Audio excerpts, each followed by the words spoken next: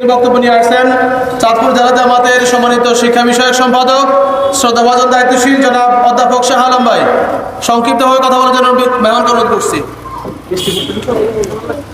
আউযু বিল্লাহি মিনাশ শাইতানির রাজিম। বিসমিল্লাহির রহমানির রহিম। নাহমাদুহু ওয়া নুসাল্লি আলা রাসূলিহিল কারীম। বাংলাদেশ জামাত ইসলামী হাজীগঞ্জ উপজেলার ৫ নং পশ্চিম ইউনিয়ন শাখা কর্তৃক আয়োজিত আজকের এই কর্মী সম্মেলনে উপস্থিত আজকের প্রোগ্রামের সম্মানিত প্রধান অতিথি, সম্মানিত বিশেষ অতিথিবৃন্দ, সম্মানিত সভাপতি, ইউনিয়ন জামাত, উপজেলা জামাত, ওয়ার্ড সহ বিভিন্ন পর্যায়ের নেতৃবৃন্দ, উপস্থিত কর্মী ভাইরা, আসসালামু আলাইকুম ওয়া রাহমাতুল্লাহি ওয়া বারাকাতুহু। আপনারা সবাই ভালো আছেন? আলহামদুলিল্লাহ। আল্লাহ রাব্বুল আলামিন আমাদেরকে উন্মুক্ত পরিবেশে কথা বলার সুযোগ করে দিয়েছেন।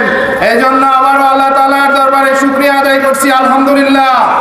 সম্মানিত উপস্থিতি, এই সরকার বিগত 16 বছরে আমাদের উপরে হামলা করে, মামলা করে, জেলে নিয়ে নির্যাতন করে, আমাদের নেতৃবৃন্দের বাড়িঘর বুলডোজার দিয়ে উপড়ে দিয়ে, ফাঁসি দিয়ে, বিভিন্নভাবে এই ইসলামী আন্দোলন প্রতিষ্ঠাকারী, আল্লাহর জমিনে আল্লাহর দ্বীন প্রতিষ্ঠাকারী বাংলাদেশ জামাত ইসলামীকে শেষ করার জন্য যে ষড়যন্ত্র করেছিল, ইতিমধ্যে তাদের সকল ষড়যন্ত্র নস্যাৎ করে দিয়েছে।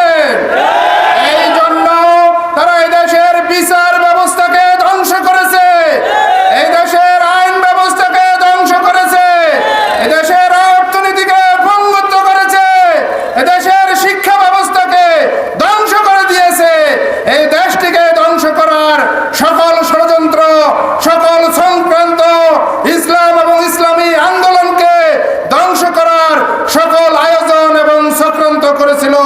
সংগ্রামী উপস্থিতি, তাদের সকল ষড়যন্ত্র, তাদের সকল চক্রান্ত ইতিমধ্যে বেস্তে গিয়েছে।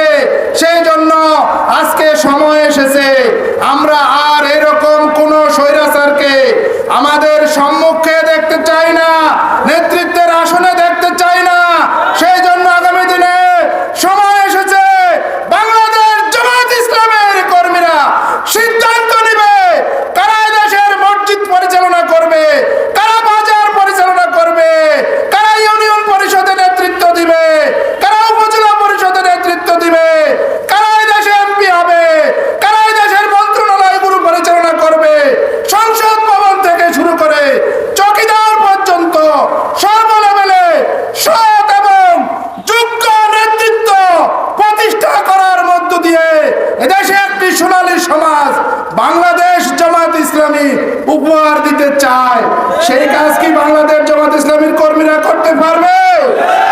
সবাইকে সেই উদাত্ত আহ্বান জানিয়ে আমার কথা শেষ করছি। আল্লাহ হাফেজ।